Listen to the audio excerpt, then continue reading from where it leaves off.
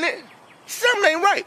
Start with the bottom line here. President Biden, what is his job approval rating? We measure it now at 40%, with 57% disapproving. The significance, that is the lowest President Biden has ever measured in our poll in terms of job approval. Hold up. Yes, hold up. Now look at this 40% number. It has been 39% in other mainstream media polls. So MSNBC, of course, has a skewed poll, and yet they can't even skew it any further to make it not look this bad. 40% for the MSNBC poll. Pretty amazing. Gotta love it.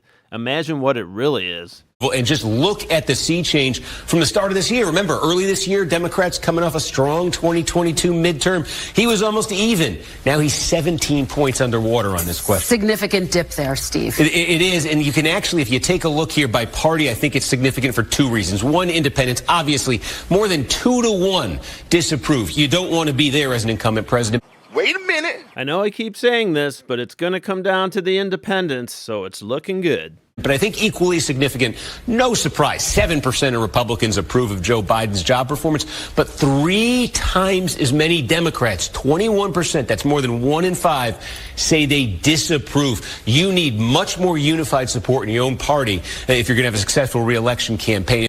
Something ain't right. We mentioned the drop in that approval rating and the connection to the Middle East, and here it is. On foreign policy, 33% approve of Joe Biden's job performance. Just in September, we asked the same question, and it was 41-53. These numbers surprised our own pollsters, Steve. These numbers surprised our own pollsters, Steve, with one saying he cannot remember a time when a foreign entanglement that didn't involve U.S. troops had the capacity to transform the electorate. And that's not the case in this poll. No, and go even a step further on this one. I think this jumps out at you, too.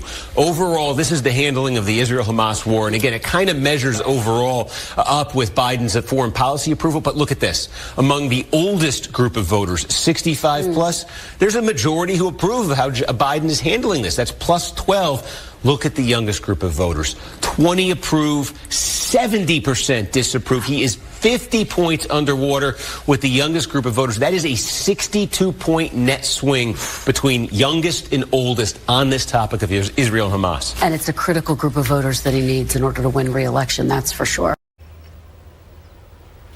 Wait a minute. Who are you? Just a quick reminder to subscribe to this channel.